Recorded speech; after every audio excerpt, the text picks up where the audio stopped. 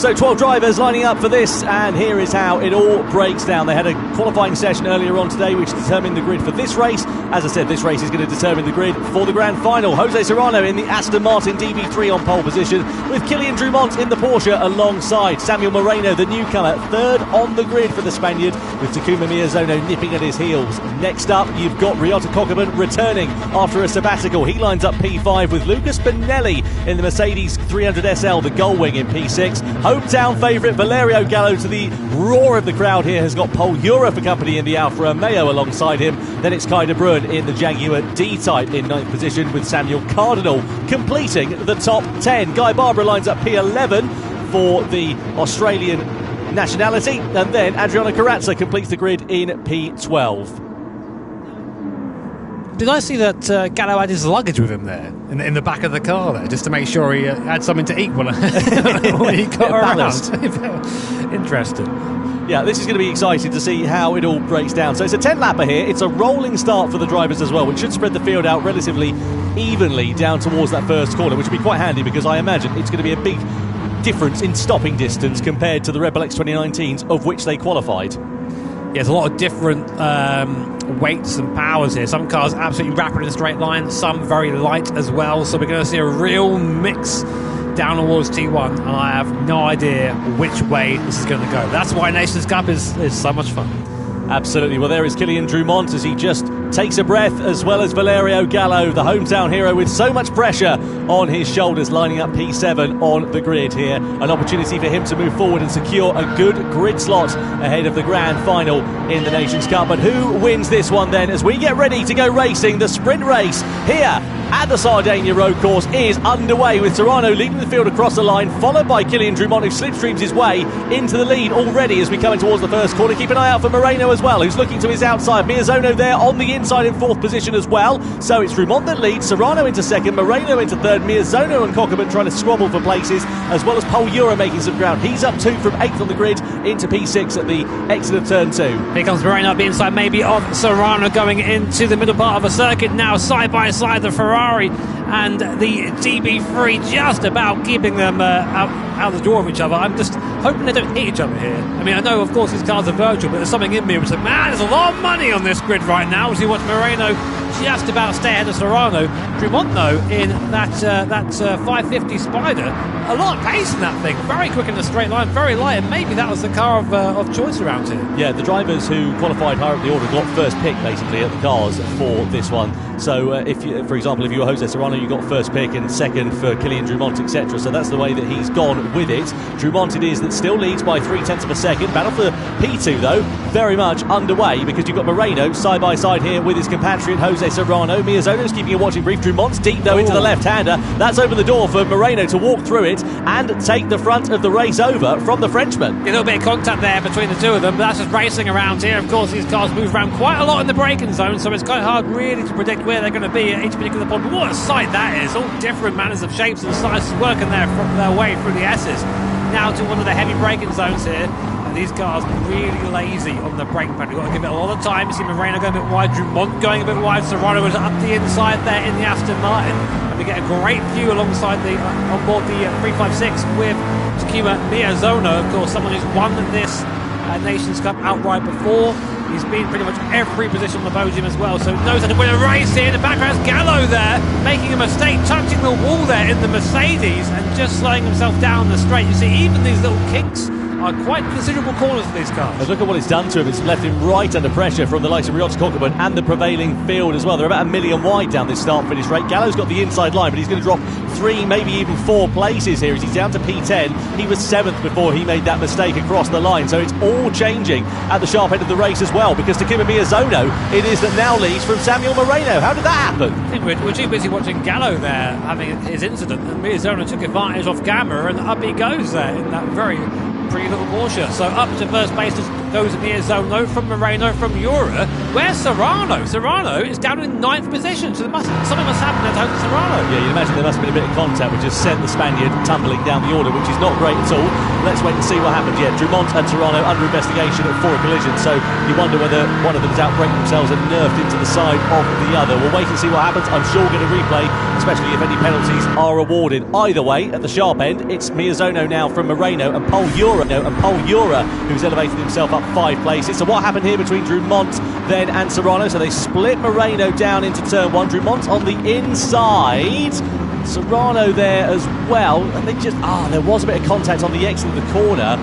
So Drummond's dropped down and Serrano also losing out in the process. Yeah, very tricky there. I think they just got caught out by the lack of straight line speed there from that 550. Sorry, no, it was Moreno, from the Ferrari. So they just ended up going each side of each other. But meanwhile, Miozono leading from Jura and from Moreno. Two Spaniards hounding this car. This is where we're going to see a difference in the straight line speeds here. Gallo, interested, he's made his way back up to 5th at his instant on the first lap. Here's on board to give Miozono how he went from 4th to 1st in one corner. So we're going to get down to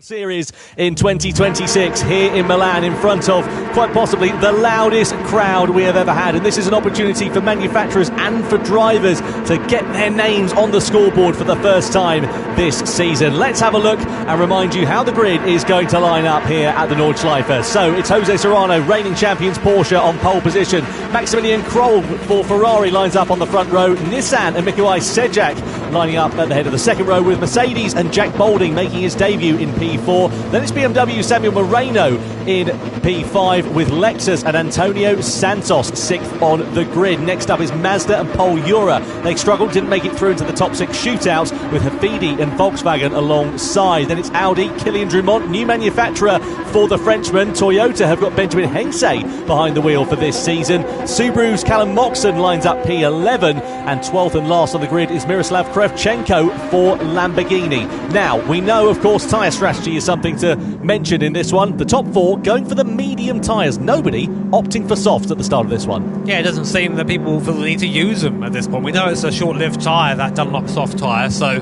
I think maybe at this point it's just let's feel it out. You know, those who are at the back of the pack, I think, are maybe just hoping that they can make their way through, but there's no big strategic plays there, which means all the action, all the overtakes are going to have to happen on track. Yeah, it certainly is, and you can see there, this is the calm before the storm now, really, for these drivers. They're sat there in the rigs, and I guarantee if we had a heart rate monitor on them, they would be beating out of their chest, because despite the fact that we've got some very experienced drivers in the GT World Series, that pressure, that tension, it all comes down to the performances out on track, and they know that this is the first opportunity for them to go well, really, to get those points on the board, to start their season off in the right way, and to hopefully help their teammates with the opportunity. Let's see what happens then as Manufacturers Cup 2026 begins here at the Nordschleife. Jose Serrano leads the field across the line, followed by Kroll, followed by Sejak and Balding, etc. Then the hard shot runners of Moreno will be in the background. Let's see what they can do as we come down the Dottinger and head in towards the left-hander as we go over the rise. Will we see any changes for position? Because it's a very long straight, and look at that already, because you've got Sejak attacking against Maximilian Kroll for second position. We flick it through the left-hander. Kroll does manage to hold on to P2 for now, but at the front of the race, it's Jose Serrano that leads for Porsche. Yeah, really surprising to not see any big position changes there, given the nature of the run down to, well, what was Galbenkopf now has become backwards and sort of make our way slowly towards the Bellafest. We're on board with Moreno in the BMW right now, and to be honest, at the moment there's not really anywhere to overtake for this section. Just try and get close to the car in front at the moment. Balding and the top 4, a little bit of a gap, and that's because they're on that medium compounder tyre. They're going to have a pace advantage early on in this race, so the closer Moreno and the rest of the hard runners can stay to the medium shod drivers, the better, as you watch Sejak now in 3rd position behind Kroll, working very quick in that Nissan GTR, but 6 laps here at the ring. It's going to be a challenge for even him. Certainly is. On board we are then with Jack Bolding as we flick it through this left and then the right-hander through the forest, but in the opposite direction.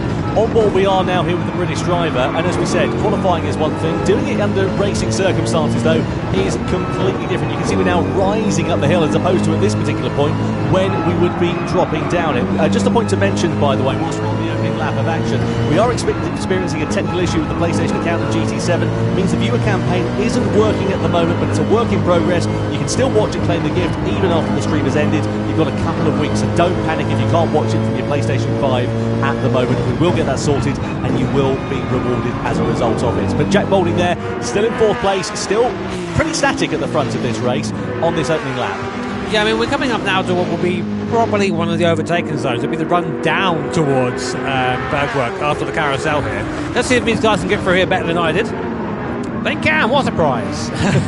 It's almost like it's their job. It almost is, yeah. Very difficult way to put the car in there. Like I said, you're under a lot of load coming downhill there, and it's very easy just to get it wrong on the way in as we now come down towards the mud curve at the bottom here. There is Serrano leading away. The gap up to almost a second, so he's almost getting out of slipstream range, which is a good indicator that the pace is there for Serrano and Team Porsche. Although I've got to say Moreno and Santos there, the hard runners in the BMW and Lexus, doing a good job to stay within touching distance too. So that hard tyre maybe a bit improved over what it was last year.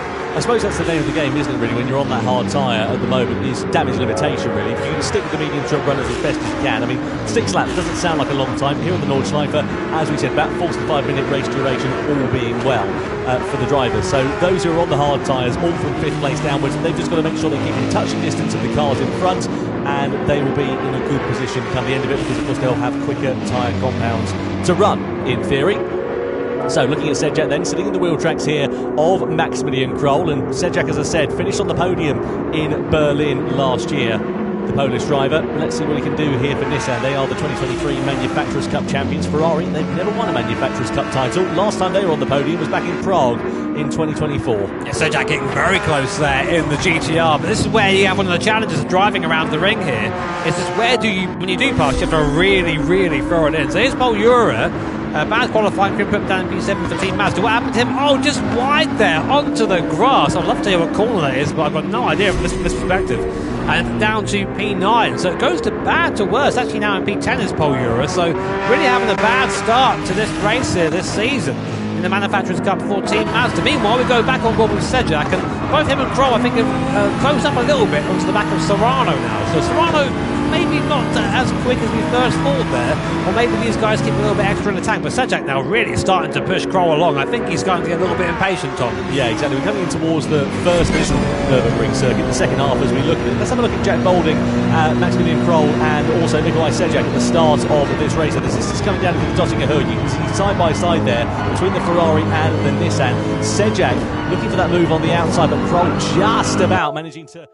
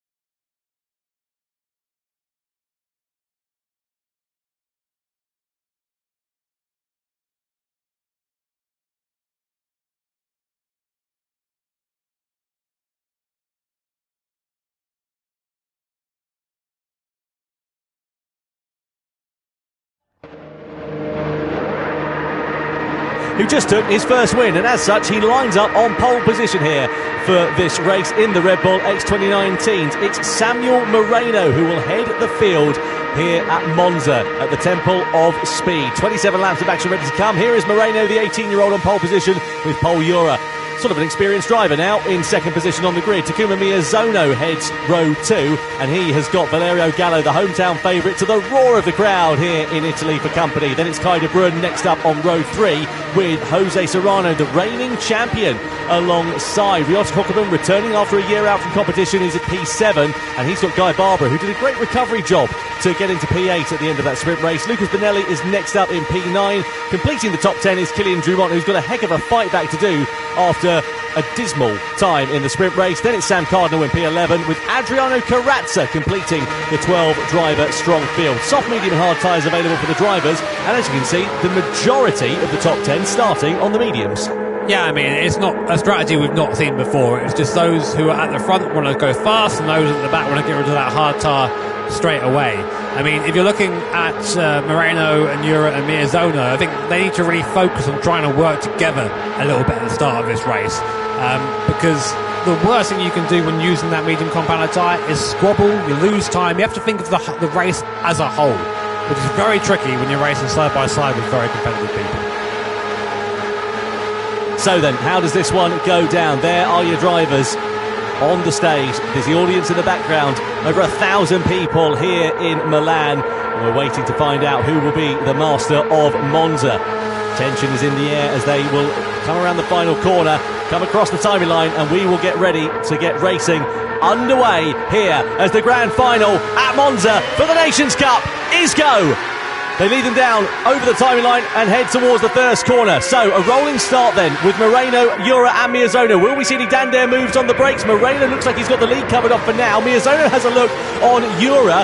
Gallo there also looking a bit racy in fourth position. They exit the first chicane, which is a very tricky part of the lap because it does bottleneck up through there. But the upshot is the pole sitter of Samuel Moreno, the 18-year-old, holds the lead over Pol Ura for now.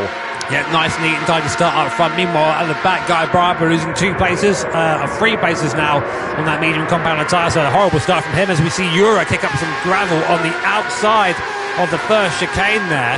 And this is where these guys need to be careful. They don't want to have any big fights now. They don't want to be pushing each other off, having incidents, because this is right.